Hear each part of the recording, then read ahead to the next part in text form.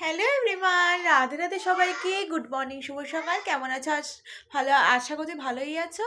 তো এখন বেজে গেছে তোমার পুরো 11টা 4।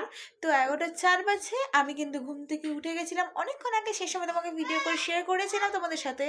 তারপরে কিন্তু এই ধরো গোপাল জানলা মাল্লা খোলা, বিছানা গোছানো, যেগুলো বললাম যে রোদে দেবো সেগুলো রোদে দিয়ে আসা, তারপর আলমারি জামাকাপড় গোছানো, আলনা জামাকাপড় গোছানো, চেয়ারে যা যা ছিল সেগুলো গুছিয়ে গাছিয়ে গুছিয়ে রাখানো। তারপরে নিজে গোপালের বাসন মেজে ব্রাশ টাশ করে ফ্রেশ হয়ে আমি কিন্তু স্নান করিনি এখন। আমি একটা ফেস প্যাক, হেয়ার প্যাক বানাবো, কারণ চুলের অবস্থা, ফেসের অবস্থা প্রচণ্ড কাহিল।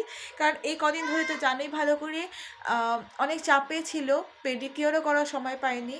তো পায়ের অবস্থাও খুব খারাপ। তো আজকে ভাবলাম যে শুধু নিজের ঘর দোর পরিষ্কার করতে আর নিজেকে স্কিন কেয়ার করতে আমি নিজের জন্য একটু সময় দেবো আজকে। তো সেই কারণে আমি কিন্তু গোপাল পুজোটা বাসি জামা ছেড়ে ফ্রেশ হয়ে দিয়ে দিয়েছি। দুই বড় গপুকে স্নান করিয়ে আমি বাকিগুলোকে রেডি করিয়ে সকালে দুপুরে খাবার দিয়ে দিয়েছি, কারণ আমার কখন কাজ শেষ হবে বলতে পারছি না, নিয়ে পুজো দিয়ে দিয়েছি। তো এবারে যাব হচ্ছে বাজারে। বাজারে গিয়ে আমার জন্য ফেস প্যাকে একটা টক দইয়ের প্যাকেট কিনবো। আর এদিকে সন্ধ্যে বিমাকে জর্দা আনতে দিয়েছে, সেই জর্দা সে সোমবার টাকা দিয়ে গেছে, না সময় পাইনি। আজকে গিয়ে নিয়ে সেটা দিয়ে আসবো।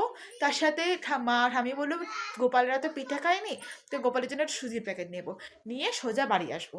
এসে তারপরে ফেস প্যাক, হেয়ার প্যাক বানানো তোমাদের সাথে শেয়ার করবো। করার পর আমি কিন্তু কিছু খেয়ে বাজার যাবো। এগুলো নিয়ে এসে ফেস প্যাক, হেয়ার প্যাক মেখে ছটপট করে স্নান করে নেবো। আর এখন কেমন লাগছে আমাকে অবশ্যই জানিও। আর এই যে কুর্তিটা দেখেছো পরছি বাটিক স্টাইলে, এটা কিন্তু আমার বিবি দিয়েছে। কেমন দেখতে অবশ্যই জানিও, কিন্তু এই কুর্তিটা আমার খুব ভালো লাগে, এটা গ্রাউন্ড টাইপের। তো ভালো লাগলে অবশ্যই আমাকে জানিও। টাটা সবাইকে।